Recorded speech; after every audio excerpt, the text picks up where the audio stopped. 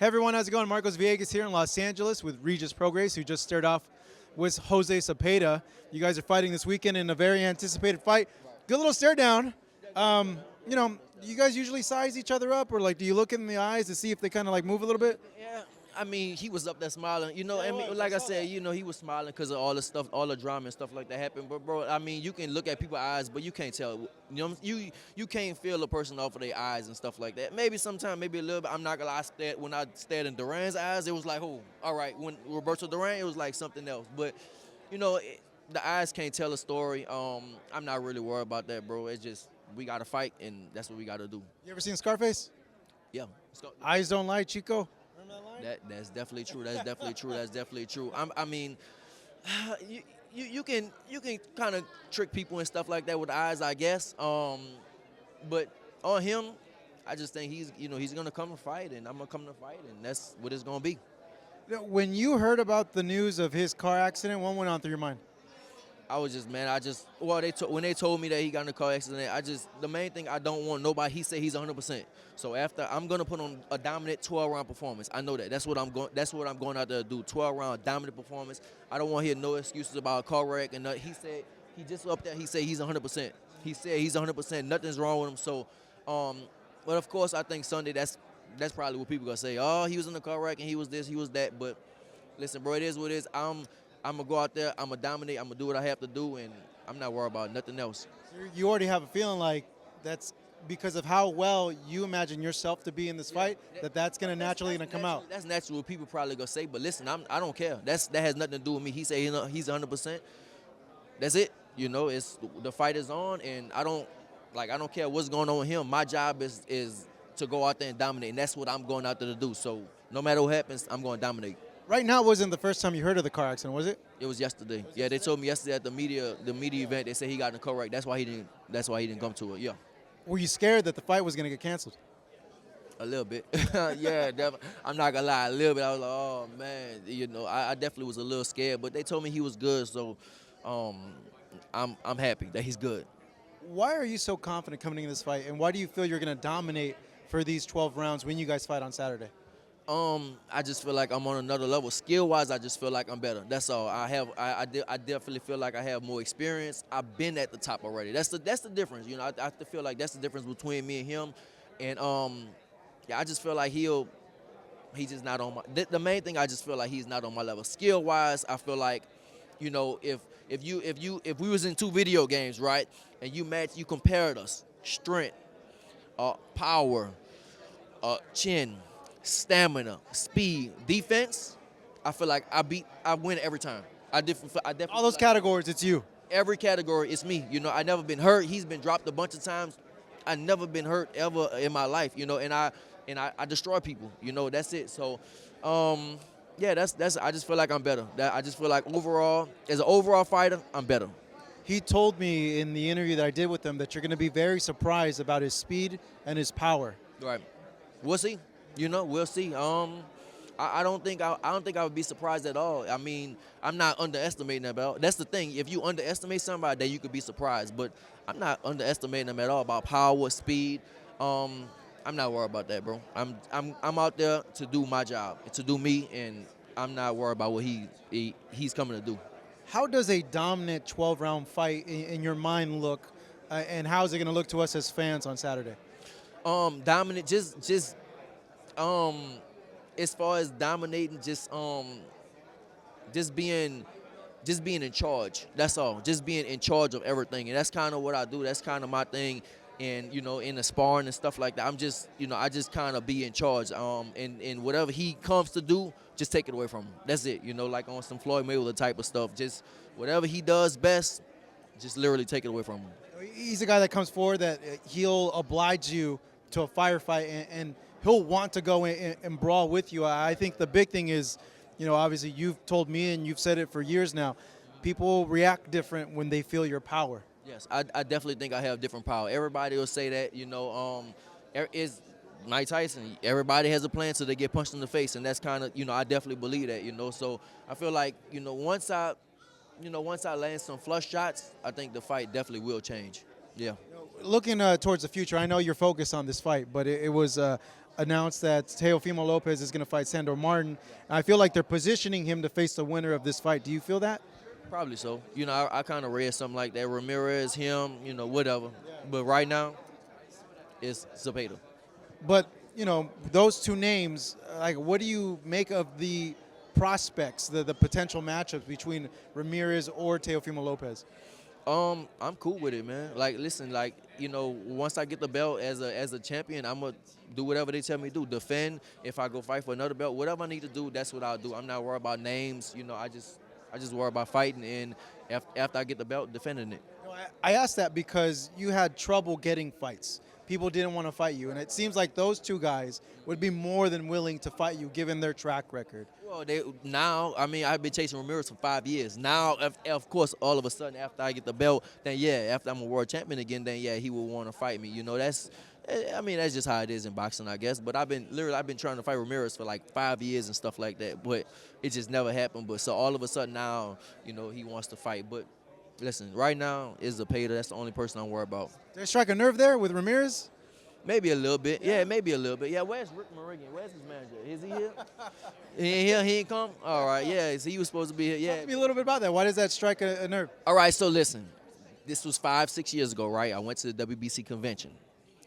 Who was I think Ramirez was number 1. I was number 2. Amir Mao was number 3, and Victor Postal was number 4. They ordered number 1 and number 3 to fight for the official belt, and they ordered number 2 and number 4 to fight for the interim. That's why it's like, why am I fight? Like, I'm number 2. Like, number 1 and number 2 should fight. Like what we're doing right now, right? Number 1 and number 2 should fight, not number 1 and number 3. And then they fought me against. I was supposed to fight Victor Postal, but he ended up pulling out, and then I fought on Dango. And so then that means I'm really scheduled to fight you, the Ramirez, for the belt, right? I earned my spot, and it just never happened. And so I just felt like they've been running from me from all that time. That's kind of why. Yeah. Hey, you might get it though with this win. Yeah. Hopefully, we'll see. Hopefully, I have a feeling that maybe not. we'll see. It depends what happened after Saturday. After I put on the performance, then they might be like, I don't know, because he had he actually really, if you want to be honest, he really beat Ramirez. I thought he really, in my opinion, I thought he really beat Ramirez. If it was definitely a close fight. It was a real close fight and stuff like that. But I thought that he beat Ramirez. So after I dominate, maybe they might not. Depends. I haven't even touched on this, man. Like, this camp, like, how has it been? Like, how hard has it been? How challenging? Like, tell me. It's been super hard, bro. I've been training for like 5 or 6 months or something like that. I was supposed to fight August 20th, and then on when Andy Joshua fought, and then they changed that to August 27th. And then after that, they told me that I could fight for the belt. So just keep training, but just keep training for this fight, but you might fight for the belt. So I've been training for a long time. I'm just ready to get over with. But not even just this camp, I've been doing this for 3 years. Like, I literally been training for this one spot for 3 years already. And that's the main thing. I've been training for 3 years for this one specific fight to become a 2-time world champion. So, of course, this specific camp was a long camp, but it's like 3 years of camp. I've been, like, all the fights I've been fighting for that. All those street fights I had, this is what I've been fighting for, to get back to this spot again. So, long camp. You're close to achieving that goal. Do you get anxious? Like, what is going on through your mind? Well, right now, I'm just cool. Just like I'm mellow, I'm cool. Just like I said, up here, I don't need to, scream and all that stuff. Let the teams and all that, they can do that, because everybody on edge, everybody anxious, everybody antsy and stuff like that. But for me, I want to go out there and do my job. I'm cool. We still training, we still doing everything like that. So I'm ready to make the weight, and I'm ready to go fight. What did it mean to you, given what you said, and you've said this, that you feel that you should be back in that place, and I don't know if you felt lost not being a champ or anything like that. I know a lot of fighters do feel like that once they win a belt, but to be a 2-time world champion, what would that mean to you? It's gonna mean, like, really, it's boxing-wise, everything, because I've been waiting 3 years. I've been waiting 3 years for this specific fight, just like I told you earlier. Just this one fight, I've been waiting 3 years for this. So, for me, it's just gonna mean everything. I don't even know like what else to say. It's just 3 years of waiting around, and fighting on undercards and stuff like. I really felt like the boxing world did me dirty, But I don't complain about things. All I did, I put my head down. I work. I grind. That's all. You can complain. You can, just be in a bad mood about it. But I was like, all right, cool. They put me on. I was on main event on Showtime, on ESPN, on DAZN for years. And then as soon as I lost to Josh Taylor, and which was a real close fight, and I still thought I won the fight. Still, all this time, they just throw you in the way. They throw you away, right? So I've been building for these last 3 years. I've been building myself back up, and I just work. I don't complain. For the most part, I'll try to stay off social media. Don't complain. Don't say nothing, and just work and put the work in every day. Just literally grind it for this one moment, and now it's here, and I'll be back on top again. They're cutting me off, but I gotta ask you, just your reaction, Tank and Ryan. How does that fight play out? Who do you think wins and why?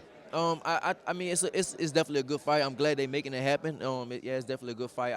But I got Tank. I think Tank. I just feel like just the power, power-wise. Ryan probably can hit him he probably could hit him with some things, and maybe I'll box him for a little while. But then Tank, he got 12 rounds to land, and I think that he's gonna land. And if he lands on Ryan, I don't know if he'll be able to take that. I don't know. Maybe he could, maybe he can't. But for me, I got Tank. My biggest question in that fight is how is he going to cut the distance off Tank? Because Ryan is taller and longer, and if like him being a southpaw, those hooks, Ryan's money punch is going to land on Tank because that southpaw is more susceptible to. I can't even talk right now, but they get hit a lot by that punch. Right. Yeah, you can say that, but for me, I got a feeling it's gonna be Tank. That's all. I just got a feeling it's gonna be Tank. I think he'll win that fight. One thing Ryan does have, he has a load of confidence in that fight. Both of them have a lot of confidence and stuff like that. So, but for me, I got Tank. He got 12 rounds to hit him, and I think that just like Rolly outboxed him. I think Rolly outboxed Tank his last fight, but he got caught, and that was it. And so if Tank, he does have Dynamite in his glove. So when he lands, I don't know how Ryan going to react to that. So we'll see. Bigger puncher, you or Tank? I think I am. But we'll see. Tank been fighting little dudes, He been fighting little guys. But I definitely think I'm a bigger puncher, but we'll never know, right, until if we fight each other. I know you want that fight. You've been telling me. Yeah, I know that we got the thing to cut it off, but yeah. I know you've been wanting that fight for a long time. Yeah, I've been wanting it. It's just like just me and him went back and forth on social media, so that's why. I definitely I would want that too. But let him get past Ryan first. I gotta worry about Zepeda. That's the only thing I'm worried about right now. For the next 4 or 5 days, I'm worried about Zepeda, and that's it. All right, good stuff, Regis. Thank you, man. Appreciate the time as always. Thank you, my man right here, facing off against Jose Zepeda, coming up this Saturday in Carson, California.